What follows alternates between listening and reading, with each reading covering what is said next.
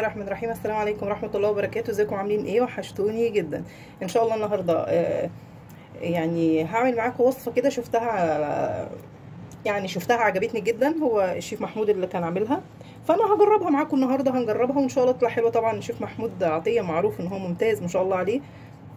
فانا هجرب الوصفه بتاعته النهارده بيتي فور بالزيت. انا بعمله بالسمنه وساعات بعمله بالزبده، بس انا النهارده هجربه بالزيت زي ما هو قال. تمام، وان شاء الله هيطلع حلو باذن الله. اول حاجه المقادير بتاعتنا معايا 300 جرام دقيق. 300 جرام، انا مش حسبت بالكوبايه بصراحه، انا عملت على الميزان. 300 جرام دقيق و100 جرام سكر. 100 جرام سكر، هي تقريبا كان نص كوبايه، بس انا ما اعرفش الكوبايه قد ايه. 100 جرام سكر. وهنا هو ده زيت، بس طبعا مش زيت التموين بقى، لان زيت التموين بيبقى ليه ريحه كده شويه. ده زيت نضيف شويه ملهوش اي ريحه. زيت 150 جرام. يبقى معانا 300 جرام دقيق 150. طبعا هي وصفه اقتصاديه زي ما هو قال، ربنا يبارك له. في ناس فعلا بتبقى امكانياتها ما تقدرش تعمل الحاجات الغاليه وبالزبده والكلام ده كله، فدي طريقه مبسطه، فانا قلت اجربها ان شاء الله تبقى كويسه. وطبعا شغل العيد لسه هنعمله مع بعض يعني. دي الوصفه تعتبر وصفه اقتصاديه.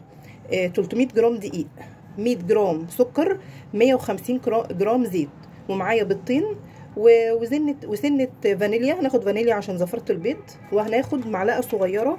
وقال يعني البيكنج باودر هناخد معلقه صغيره جدا. طبعا انا فاتحاه عشان انا ايه، باخد منه، بحط منه على الكفته الكلام ده كله، فانا سايبه ده في كيس مفتوح كده ايه باخد منه. هناخد منه بص، هي معلقه صغيره، وبرده مش هنكتر البيكنج باودر. هي تقريبا معلقه، هو اللي فيه تقريبا معلقه اهي. شايفين حاجه، هي محبه صغيرين، هي تقريبا معلقه اكل صغيره.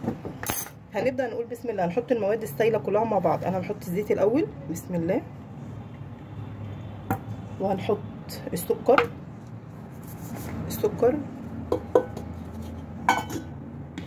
هنضربهم كله بالمضرب الكهربائي، عشان برضو اللي ما عندوش بالمضرب باليدوي، اللي ما عندوش مضرب كهربائي يبقى كله بالمضرب اليدوي عادي. هنحط عليهم البيضتين وكل المواد السائله هنحطها مع بعض. هنا قشره بيضه ماشي.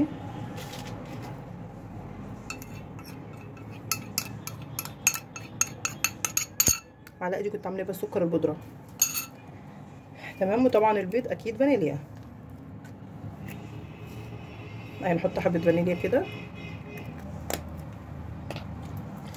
بس. نضرب دول بقى كده مع بعض حبه، يعني فاهمين؟ خلينا حبه كده نقعد ايه نضربهم مع بعض لغايه ما ايه السكر ده يدوب. السكر طبعا السكر بودره كلنا عارفين ان هو لما بيكون مركون، لان انا كنت ضرباه وركناه بيعمل كلاكيع كده شويه، فنضربه كده هو هيفك. نضرب بقى شويه كده. بصوا كده انا عملت القلبين دول اهو، ولسه عندي القمع لسه في تاني اهو، فانا بس هسوي دول واخرج واحد وابدا في التاني. شايفين؟ شوف بقى الرسمه بتاعته هيحصل فيها ايه لما نخرجه من الفرن.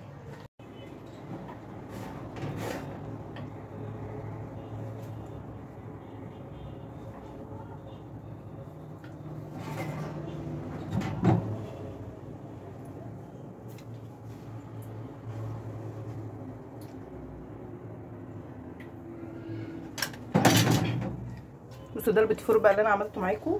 ادي التاني اهو. شايفين الرسمه اصلا ما يعني الرسمه بتاعته ما اتشالتش، يعني الرسمه بتاعته زي ما هي، زي ما انا عملته بالظبط. الرسمه بتاعته زي ما هي. وده الكميه التانيه اهي. شايفين؟ بصوا بقى، وده اللي انا لسه مطلعاه، ده انا سهيت عليه شويه عشان كده ان هو ايه، سيت عليه شويه عشان كده ان هو ايه عمل شويه اهو. لسه طالع يا جماعه اهو، حلو جدا جدا جدا. فطبعا انا عايزه اقول شكرا شيف محمود، بجد الطريقه ممتازه ممتازه ممتازه. ادي البسكوت اهو. شايفين؟ اصلا يعني انتوا تاخدوا بالكم يعني بيدوب جدا. يعني انا مش عايزه بس اضغط عليه جامد، هو دايب قوي قوي يعني. هو طبعا مش زي البيتي فور اللي هو بالزبده، بس عايزه اقول لكم ده الطريقه دي حلوه جدا جدا، ان شاء الله تعجبكم. والله العظيم جربوها، اللي ما جربهاش يجربها. انا حبيت ان انا اجربها. هم دول عملوا الكميه معايا. تعالوا نحطهم في الصينيه مع بعض ونشوف.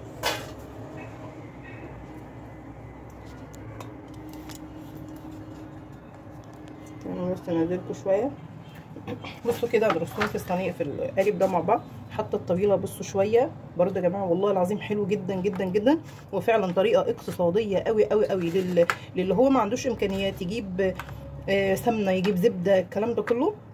دي طريقه، وممكن نعمله بالشوكولاته، بس انا ايه، نحط عليه كاكاو، هنشيل معلقتين دقيق ونحط بدلهم كاكاو. انا ما عملتوش بالشوكولاته بصراحه، انا عملته كله ابيض، لان انا كان هدفي في الاول والاخر ان انا اجرب الطريقه، هل فعلا البيتي فور الاقتصادي اللي هو من غير سمنه ولا زبده هيطلع ناجح ولا لا. طبعا ده مش تقليلا في مقدار الشيف محمود وفي امكانياته، طبعا احنا عارفين الشيف محمود مش محتاج وغني عن التعريف. وفعلا كانت تجربه ليه ممتازه، فانا تاني برجع اقول له شكرا شيف محمود، بجد الطريقه ممتازه معاك. ده يا جماعه انا سهيت عليه، يعني هو ما بياخدش 10 دقايق اصلا في الفرن، ودول كانوا كام حته كده، فقلت بدل ما اعمل صف تاني لوحده، فاضطريت ان انا ايه، رحت عاملاهم كده حطيتهم جنبي.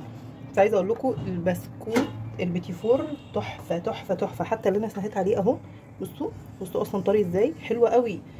بصوا بقى، علشان عايزه اقول لكم على حاجه، اللي بينشف شويه اللي بيبرد شويه، بصوا يعني هو في تكه كده، بس دي مش التكه الوحشه، لا لا لا، حلو ممتاز والله العظيم. فكنت بشوف بس مين على الباب، فانا عايزه اقول لكم الطريقه دي جربوها، الناس اللي هي عايزه فعلا تعمل بيت فور وبطريقه اقتصاديه من غير تكاليف. الطريقه دي حلوه قوي قوي قوي، ان شاء الله تعجبكم.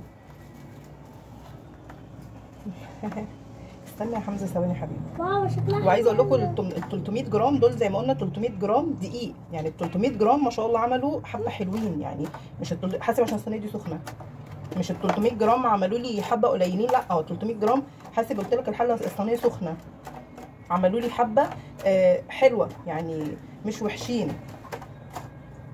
هو بس اول ما يفك نحاول ايه، نفكه شويه، لان هو بيبقى لازق حاجه بسيطه عشان ما يتكسرش معايا، وتاخدوا بالكم انا ايه بتعامل معاه بالراحه اهو كده، هو اهو.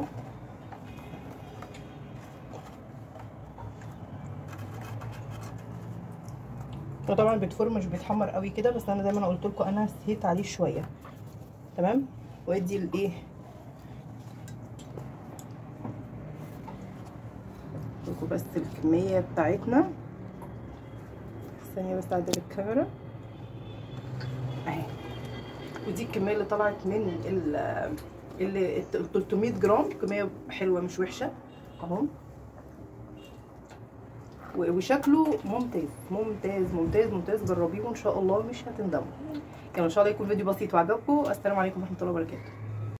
يا مرحبا رمضان، يا مرحبا رمضان، يا مرحبا رمضان.